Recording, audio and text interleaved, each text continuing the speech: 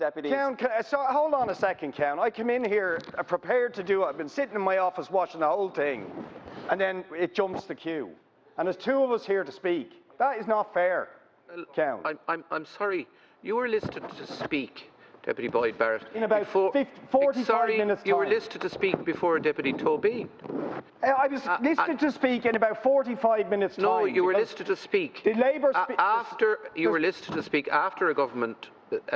After Deputy O'Murrough. No, there was a social. Anyway, look at. I'm not getting Count, involved. hold on a second. No, sorry, I'm not getting involved in the debate about it. Count. You weren't here.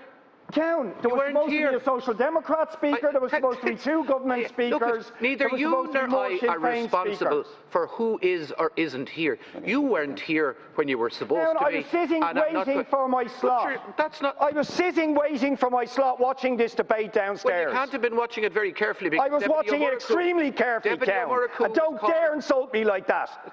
I was watching it very carefully, and I was extremely surprised to see Deputy Tobin stand up. Well, you might have been surprised. And I came straight up as soon as I discovered that there was people hadn't bothered to turn up for their slots. Yeah, well, I appreciate your difficulty, but I've. Yeah, and I'm asking for you to be reasonable. We're going to go short. We've loads of extra time, and allow the two people who bothered to turn up to speak. And if another half a dozen turn up that didn't bother turning up on their. Sorry, I'm here, and Deputy Collins is here. Right, well, I'll make an exception in respect of the two of you. But can I say this? I'm not making any further exceptions. And it is extraordinary to, having called on the Minister, to have to say to the Minister, resume your seat, we're going back to two deputies. So I will do it. Thank you, on this occasion. Thank you, Ken. But I won't be doing it again, and I won't do it for anyone else who turns up. Deputy Boyd Barrett, please. Okay, I appreciate that, Ken. I will say, and I know you don't disagree with this, Count, because we've discussed it, but it further underlines the point about the change of the speaking order the government have enforced, which guarantees this sort of uncertainty, because the government who insist they have multiple slots before some of us get to speak at all, then don't bother turning up. And it's sabotage of the debate in this House. Further confirmation of it.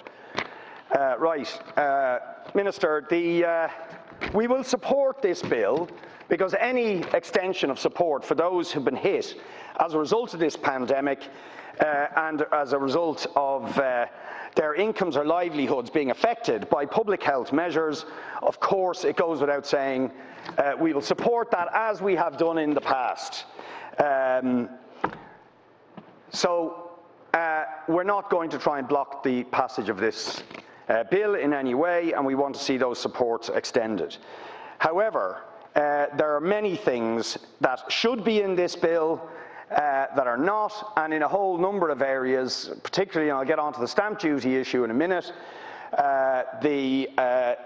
in terms of trying to prevent these cuckoo funds swooping in and buying huge amounts of property and pricing ordinary people out of the market, where this bill is really it's just token. It's token measures, which I'm not even sure are actually designed to achieve what the government says they're designed to achieve. I think they're more designed to appease public opinion. But let me start with the issue of the income supports. What should be here, or maybe you can give me clarity on this in your reply. I have highlighted on multiple occasions the need for support for particular groups that have been most hard hit or extremely hard hit by the pandemic and by the public health measures.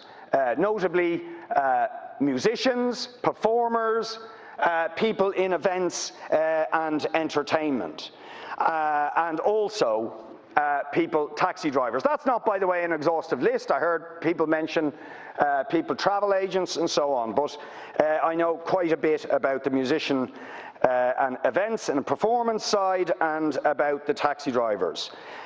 So I just want to ask a straight question, but I pretty much know the answer going on past experience. Are the 26,000 approximately taxi drivers in this country and their families who depend on their income, as a very large cohort of people, are they once again excluded from the business supports that you are establishing in the small business assistance scheme, as they were excluded from the CRSS and from the SBAS. Is that going to change in the BRSS, in this new scheme, the Business Resumption Support Scheme? Indeed, it was noticeable. I was just looking back at the application and the info on the department website about the Small Business Assistance Scheme, and you read through the criteria for application, and a taxi driver would have ticked every single box, and then at the very end it says PSV drivers can't apply for this, for no explicable reason, just can't apply. So we'll give it to many others, and they are deserving of it, but we will exclude taxi drivers from that support. Have you changed the situation with this new scheme, or have you once again excluded the taxi drivers, who I wish to remind you, as I have reminded multiple ministers in this House, according to the NTA, in one survey and study they did of this, are paying €11,000 approximately on average on fixed costs in terms of maintenance, car repayments, insurance, and other costs, fuel and so on, which they are required in order to continue to function, but which they have been unable to match because their income has absolutely collapsed for the last year and a half, and where there is no full sign of recovery, and that likely full recovery is even further away now as a result of the decision to delay the hospitality sector, which of course is deeply connected to the viability of the taxi drivers. So are you going to ensure that this scheme, the Business Resumption Support Scheme, will be extended to the taxi drivers, or are you once again going to exclude them, which will really beg the question, what has this government got against taxi drivers? And I would like to point out in that regard that certainly when it comes to one group, despite constant repetitions, which I heard again from you, Minister, that there will be no cliff edge, we're going to avoid cliff edges for those affected.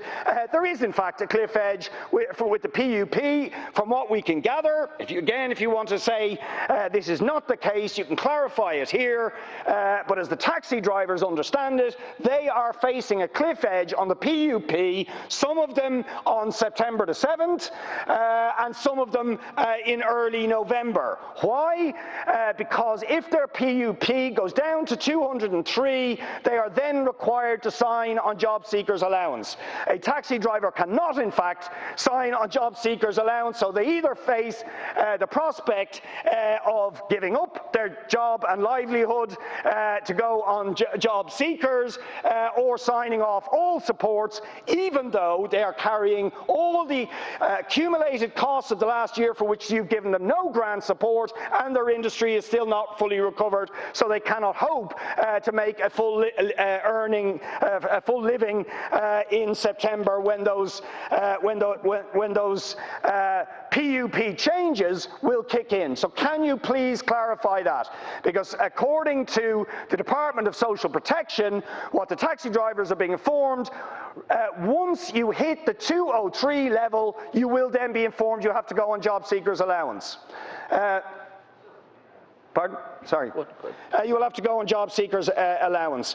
This is despite the fact that there were other suggestions from other ministers that PUP supports for the taxi drivers will be maintained till February of next year. So there's a direct contradiction between what the Department of Social Protection are saying and what other ministers said about support for the taxi drivers.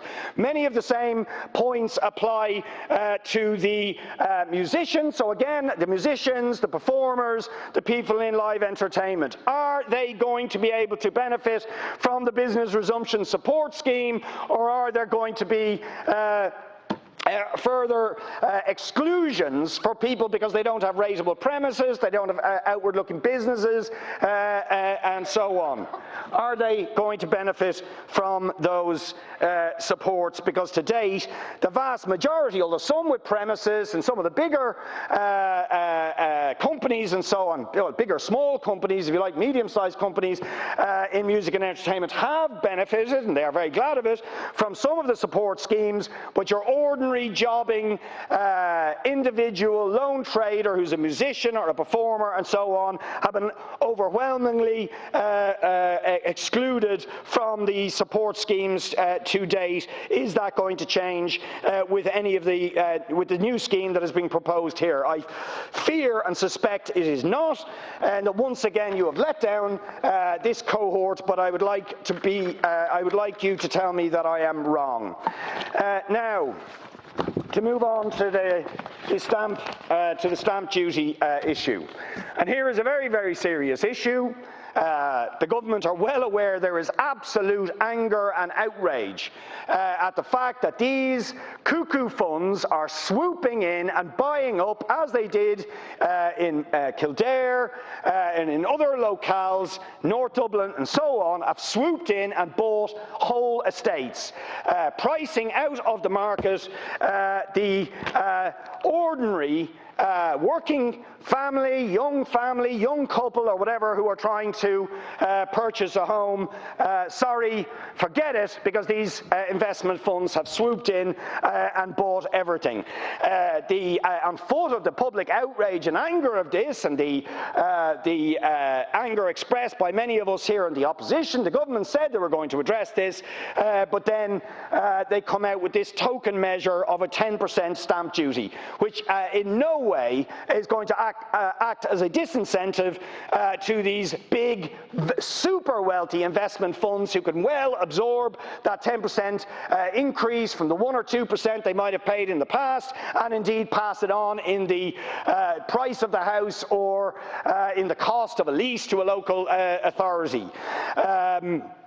So 10% is of no use. It is not a serious attempt to keep these entities out, who have absolutely wrecked the housing market and who are also responsible for manipulating rental prices, which they then will charge in many cases that are absolutely extortionate. And we all know the figures of what these people are charging: $2,000 a month, $2,500, $3,000 and more. This 10% stamp duty will not do it. What we need to do is do what New Zealand has done: keep them out, full stop. How would that be done? Well, we proposed amendments when the motion on this issue was previously brought by the government, and we will certainly be trying to amend this legislation. It should be 90% stamp duty. In other words, absolutely punitive and prohibitive, to stop them completely from being able to invest, and the threshold should not be 10 units, i.e. it's okay if they buy up 9 units, but they'll be hit with this token 10% if they buy up 10. No, it should be 90%, and it should kick in if they buy more than 1 unit. Okay, if we are really trying to support ordinary working people who are actually trying to get a home to put over their own head, rather than simply make an investment to make money, we need a stamp duty level that is so high they wouldn't dream of buying the properties, and where the threshold kicks in if they try and buy more than 1 property. It is also absolutely shocking that in any event, even this token 10% is not going to affect those who buy property but then lease them back to the local authorities. Unbelievable.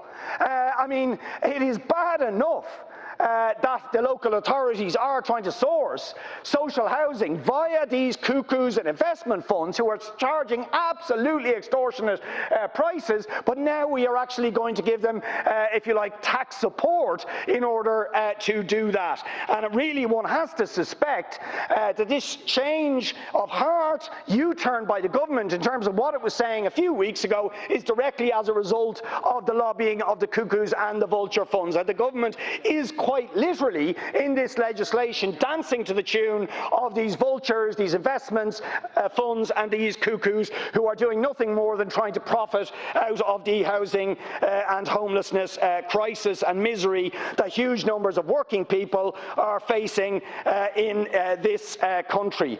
And then, of course, worst of all, the fact that apartments, that none of this stamp duty, even this pathetic 10%, will actually apply to the purchase of apartments. And of course, this is the area where these vulture funds and cuckoo funds and investment funds are most active, is buying up entire apartment blocks. In this city, they are doing it everywhere. And I mean, some of their practices are absolutely nauseating. They buy up these blocks and don't even rent them out because they're quite happy just to sit on them. It's just an investment. They don't give a damn whether people can live in these things or not. Buy it, it's an investment, watch the capital gain advance, and then flog it off afterwards and don't pay any tax on the capital gains. Or maybe we'll rent it at extortionate levels of 3,000. Some of the apartments around here owned by Lone Star and so on, €3,000 a month and more. Absolutely shocking.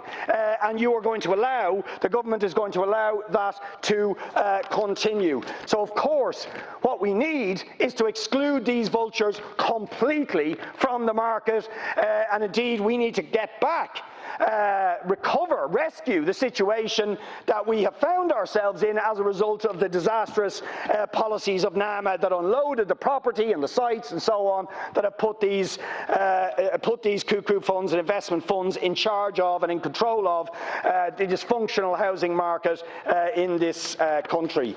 So yes, we will support the minimal measures and the extensions insofar as some people will support them, but it is really outrageous, no serious action to stop the rampage of the cuckoo funds and the investment funds that are wrecking the housing market, that are contributing directly to the housing crisis that working people are facing, and absolutely disgraceful if, as I suspect it is the case, that once again groups like taxi drivers, musicians and others that have been excluded from previous income and grant support schemes have been excluded from the new scheme that is being put forward in this bill.